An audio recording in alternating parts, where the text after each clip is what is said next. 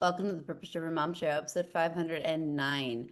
Today, I'm sharing with you behind the scenes of my Purpose Driven Mom Club and something I do on Fridays, which is what we call the SOAR teaching. Now, SOAR is a method I teach inside of this program. It is really about how do you take your goals and create a plan to achieve them? How do you take those goals that are overwhelming, that your brain is like, I don't want to do them, and make them manageable, make them doable? Inside this call, it's pretty informal. I teach, so normally Friday calls, I'll teach for like 10, 15 minutes. Then I do open coaching. So we're just really hanging out, but it's me drilling these concepts home and then helping people on it. So what you're going to hear is me talking about how do you break down a project-based goal? What do you do when you have this big daunting thing that feels like it is insurmountable and you're not going to be able to achieve it? Follow this framework for any project-based goals that you have this month, and I guarantee that you will have success moving them forward instead of allowing them to be this big thing in your brain that feels like you can't do it. Show notes are going to be over at purposedrivenmom.com/podcast 509. And listen, if you're interested in the Purpose Driven Mom Club, head to a purposedrivenmom.com/club where you can either get on the wait list, watch a webinar, or join the club itself. This is the place where if you have these goals, you know exactly what your goals are, and you need help figuring out how to fit them in your schedule and achieve them, I'd love to help you do it. So you can go to purposedrivenmom.com/club or the show notes over at purposedrivenmom.com/podcast 509. Enjoy this episode. Tasks. Project-based goals, though, they do need to be broken down a little bit differently than your numerical, even though they use a numerical system. And they definitely need to be broken down different than habits because you need to think through the tasks. And I think a lot of people find project-based goal breakdowns a little bit tricky is because they're not always sure what the tasks are, or they're not sure how long a task is going to take, right? So project-based goals take a little bit more time to break down, but once you have them broken down, you're pretty much ahead of the game. Okay. When you use this system, and again, I just showed you, like, I've really been working on decluttering this office. And after I get rid of those donations this weekend, like, I'm going to feel even better because I was sitting here and I was thinking, why isn't this working? When you use this system, it takes tasks from like, I cannot do this. It's too much. I can't plan the party. I can't plan the trip. I can't do the packing. I can't declutter the thing. I can't build my friend. They just got a bunch of chickens. So like one of her goals right now is she's like getting a chicken coop up and going for her backyard. These are project-based goals, right? It takes it from like, it's just too much to like, I can handle this task because I'm not trying to handle every task. I'm trying to handle this task. And again, I always say, like, there are some goals that fit in all three categories, depending on what part of the goal you're looking at. So don't feel like you have to have it perfect, but they are ones that tend to have an end date, which means they'll be done. Numerical goals also tend to have a bit of an end date, but they can be longer. So you're like, hey, I want to read this many books this year, right? Project-based goals are like done, right? These are things that you will physically know they're done. Habit-based goals tend to not have an end date. So that's the distinction there. And instead of using the numerical breakdown at first, because we will use it by numbers, you're going to break it down by tasks, keeping them short. Now, here's your sweet spot. I know that sometimes on project-based goals, it's hard to keep things broken down into 15-minute tasks. But if you do keep them into 15-minute tasks, you will find you will make a lot of progress. It really is a sweet spot of like, I'm just doing this one thing. You also can use what we'll talk about the batch system to break it into category things to plan, things to learn, things to buy. So decluttering is, I think, one of the most common project-based examples that we give because so many of us work on a decluttering project all the time. If you're planning something, whether it's an event, a party, yesterday I was talking to one of our members who's moving, right? Breaking down the move, getting the puppy is a project-based goal because I need to get prepared for the puppy, right? There are tasks inside of this goal. If you're planning anything, my May planning, right? Like I have my May planning workbook. It's up one of these tabs because I'm working on it for next week. May planning itself is a project-based goal. One, because it's going to end, but two, I can break it down into section. Let's find it. So I have my May planning workbook up here. Well, here's all my sections of May planning, right? That can take small chunks. This is another example of a project-based goal. If you're doing anything in the business, completing your podcast episode, working on your blog post, writing emails. I'm working on a webinar right now. My webinar is a project-based goal. I need to set up the tech. I need to make the tags. I need to do the emails. I need to draft up the slides, right? Project things. These are tasks. Again, if you're breaking it down by number, numerical, if you're breaking it down by task, project, okay? And we'll get to habit and stuff next week because I think sometimes this can people get these a little confused. So here's how we're going to break them down. I want you to think of a May goal. We can do a May one right now, or maybe you have one that you'd like to complete by the end of April because April's not over with, right? What is your end date?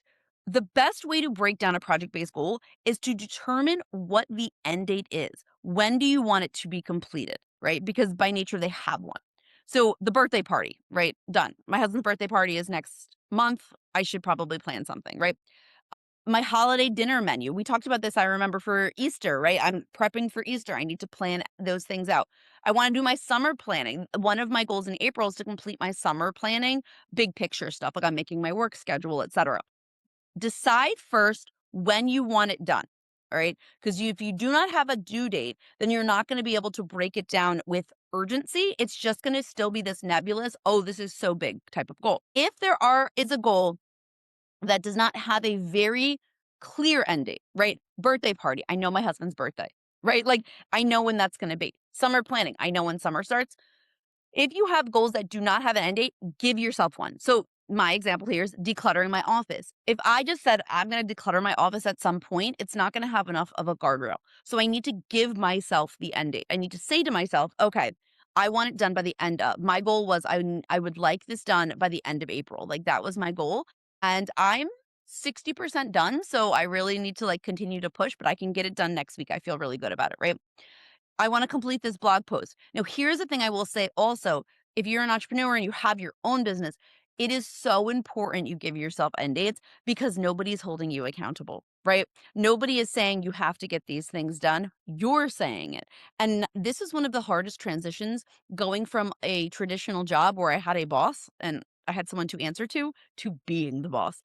I have to answer to myself. And I don't always want to do that, right? So give yourself an end date. This webinar, for example, I told myself by the end of the day, Friday, I would have everything I needed done for the webinar except for the slides. Like I want to get all of the promo material out, etc. Give yourself that due date or you'll continue to procrastinate it. Now, once you have that, you're going to break it down. And here's two different ways you can break it down. You are not going to break it down by numbers, right? That's our numerical. I want you to break it down by task or section. All right. So the batch tasks could be things like this. All right. Let's talk hosting a party. I'm having people over. Let's do the birthday party, right?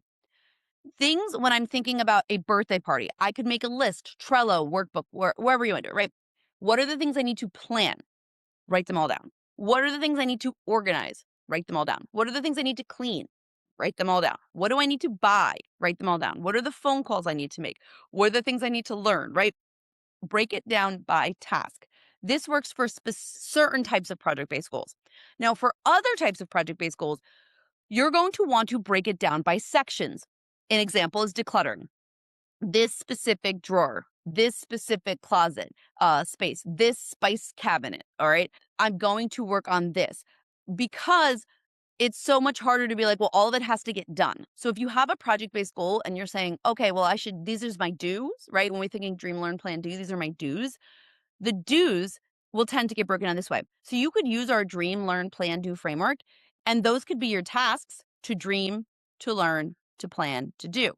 And then you could start working on each of those dream, learn, plan. And then when you get to the do, you're going to have to break the do down by sections. So you're really just having to pull these out of your toolbox to break them down. And as I often say, all goals eventually lead to the numerical process. So once you have it broken down, then it goes back to the simplicity of a numerical goal. Then it is just math because now you have numbers to work with. Numbers are objective. Numbers are easy math, calculator or not, right? Numbers allow you to make a plan. Going from this is so big to here's my list organized by category or task to what am I going to do when? So now we create a numerical breakdown. This is all about batches. So here is an example for decluttering. Okay. I have 4 rooms I want to declutter by the end of 1 month. Okay. That's my goal. Pretty ambitious, but it is what it is, right? 4 divided by 4 weeks in a month, the numerical process is 1 room a week. Okay. Well, that's a little bit more doable. I need to do 1 room a week and I'll get this section decluttered. Break it down even further. Say there are 16 sections I want to do. Okay. by the end of a month. Then it's only 4 per week. So it's that numerical process. Same when you're looking at, let's go to the monthly planning example because I have this pulled up. All right. So I have these categorized. The way I have these color coded are by the section of the planning, right? This is the reflection. This is the vision. This is the goals. This is the breakdown. This is the time blocking. So it's kind of broken this way. So I could say to myself, all right, I have 5 sections, 5 categories of monthly planning, right? And if my goal, let's do this now. Today is Friday. I want to have my monthly planning. Say you're like, hey, I want to have most of it done by the end of the week for Monday, and then I want to have it done by next Sunday. So I give myself like 10 days to get it all done. 10 days divided by 5 sections is 2. So if I do 2 of these sections, no, that's backwards math. 5 divided by 10, sorry. Every other day, I'll be able to get a section done. Well, I could even divide even further. 1, 2, 3, 4.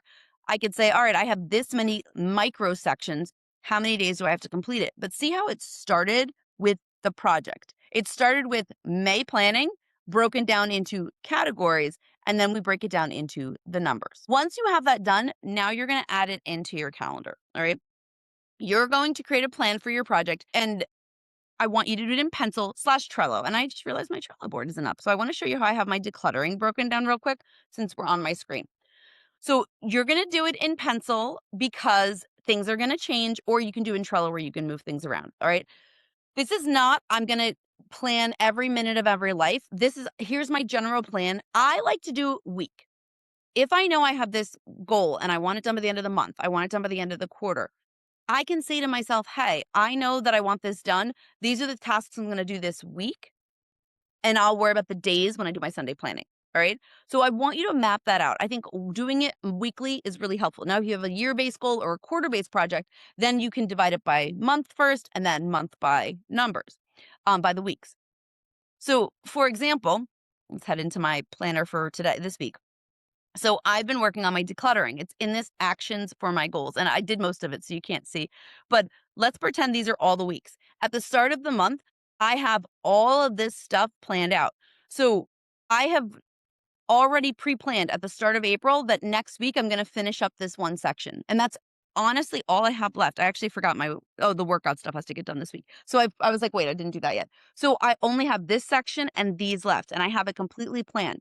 I plan those out at the very start of the month. So I know exactly what I need to get done, which week, and now I've got my urgency. Once you've got your urgency of, hey, I know I have 7 decluttering tasks to get done, then you can assign them time blocks. Then you can say, all right, if I know I'm going to take 15 minutes to declutter, it takes me this long, whatever, how many time blocks do I need? And you pre-assign them. This way you've made your full project-based plan.